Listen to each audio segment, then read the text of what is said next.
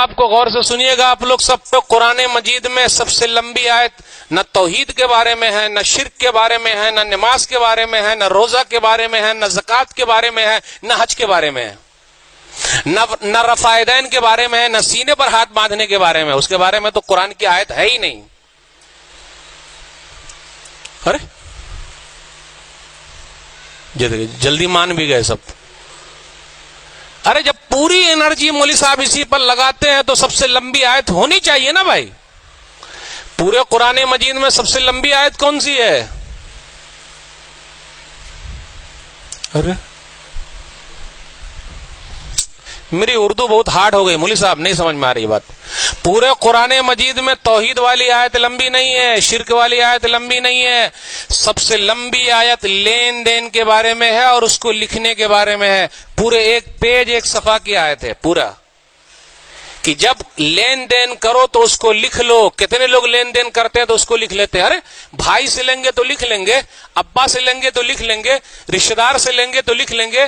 کتنے لوگ تو بتاتے ہی نہیں ہیں. تو جب مر جائیں گے تو کیسے جنازے کی نماز ہو سکتی کیا؟ پورے قرآن مجید میں سب سے لمبی آیت ہے لکھنے کے بارے میں. جب لین دین کرو، قرضہ لو یا دو، اس کو لکھ لیا کرو، گواہ بھی رکھو. نہیں کرتے ہم اور آپ اس آیت پر عمل نہیں کرتے تو آگے چل کے جھگڑا ہو جاتا ہے، کیس ہو جاتا ہے، کہیں چل کے مرڈر ہو جاتا ہے، رشتہ داری ختم ہو جاتی ہے، دشمنی بڑھ جاتی ہے، سب ختم. قرآن مجید کی سب سے لمبی آیت ہے لکھ لو. ہم اور آپ لکھتے نہیں. ارے دوستی میں لکھیں گے، بھائی چارے میں لکھیں گے. بھیا سے پیسہ مانگا، چپکے سے لوگ مانگتے. ماموں سے مانگا، بھانجے سے مانگا، پیسہ دینا. ارے بھائی مانگیے تو ساتھ میں کسی کو رکھ کے مانگیے. کیوں؟ اگر آپ اللہ نہ کرے دنیا سے چلے جائیں، پتا تو رہے کہ بھائی ان کے اوپر قرضہ ہے، کوئی ادا کرنے کے لیے کھڑا تو ہو جائے گا. ہم اور آپ عمل نہیں کرتے. میرے بھائی ہو، قرضے کا مسئلہ ہو، لین دین کا مسئلہ، اس کو لکھ لیجئے. کیوں؟ جنازے کی نماز ہو سکتی کیا؟ آئیے سن لیتے ہیں حدیث. کیسی حدیث ہے؟ صحیح بخاری کتاب الکفالہ، کتاب نمبر 39، حدیث نمبر 2295. بہت ناراض ہے آج ہم سے. دیکھیے تو حدیث نمبر 2295. سلمہ بن اکوع رضی اللہ تعالیٰ عنہ کہتے ہیں کہ ایک جنازہ لایا گیا. غور سے سنیے گا.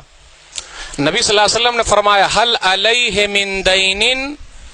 یہ نہیں پوچھا یہ جنازہ نمازی ہے، روزے دار ہے، حاجی ہے، زکاتی ہے، توحیدی ہے. نہ، نبی صلی اللہ علیہ وسلم نے جنازے کے بارے میں پوچھا، مردے کے بارے میں پوچھا، اس کے اوپر قرضہ ہے کیا؟ تو بولے قرضہ نہیں ہے. تو نبی صلی اللہ علیہ وسلم نے نماز پڑھ لیا، جنازے کی نماز پڑھا دی. ایک دوسرا جنازہ اور آیا، پوچھا حل علیہ من دین، کیا اس کے اوپر قرضہ ہے؟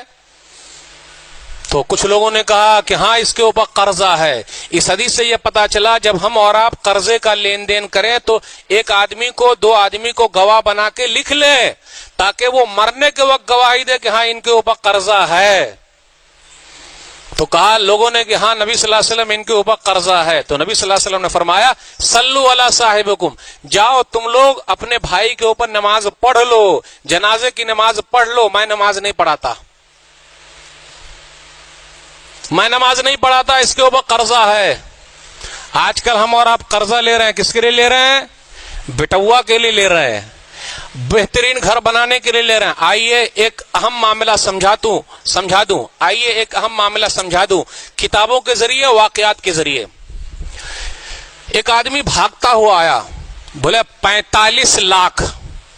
غور سے سنیے گا، 45 لاکھ.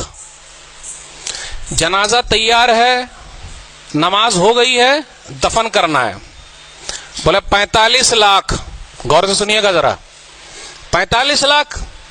ایک بیٹا کھڑا ہوا، میں تو نہیں دے سکتا، میرے پاس کہاں ہے. دوسرا بیٹا کھڑا ہوا، میں تو نہیں دے سکتا، میرے پاس کہاں ہے. تیسرا بیٹا کھڑا ہوا، میں تو نہیں دے سکتا، میرے پاس کہاں ہے. بیٹی کو پتا چلا. ہم اور آپ بیٹی کے بارے میں کیا کہتے ہیں؟ یہ موٹا مال نہیں ہے، بیٹی ہی کام آتی ہے. یاد رکھیے گا غور سے، بیٹی کام آتی. بیٹی کو پتا چلا کہ بابا کی لاش کو ایک آدمی دفن نہیں ہونے دے رہا ہے. بولے نہیں. تو وہ بھاگتی ہوئی آئی اور 15 لاکھ کا زیور لے کے آ گئی. 15 لاکھ کا زیور لے کر آئی اور کہا اس آدمی سے یہ 15 لاکھ کا زیور رکھ لیجئے, 15 لاکھ کا زیور رکھ لیجئے, اس کے بعد جتنا پیسہ باقی ہے 45 لاکھ میں پورا دے دوں گی, آپ رکھ لیجئے اور میرے ابا کو دفن ہونے دیجئے. غور سے سنیے گا اس کے بعد کیا ہوا. وہ آدمی پلٹی کھایا, بولے بھائیو سنو, 45 لاکھ لینا نہیں بلکہ میں 45 لاکھ اس مردے کو دینا چاہتا ہوں, میرے ذمہ ہے, میں اس کو دوں گا, لیکن میں دوں گا تو کس کو دوں گا. تینوں بیٹوں کی حالت کیا ہوئی ہوگی, تینوں بیٹوں کی حالت کیا ہوئی ہوگی. میں سمجھ گیا یہ آدمی دنیا سے جا رہا ہے, اس کا وارث ایک ہی ہے, وہ ہے اس کی بیٹی. میں اب 45 لاکھ اس بیٹی کو دینے والا ہوں. میرے بھائیو, بیٹیاں وہاں کام آتی ہے جہاں بیٹے بھی کام.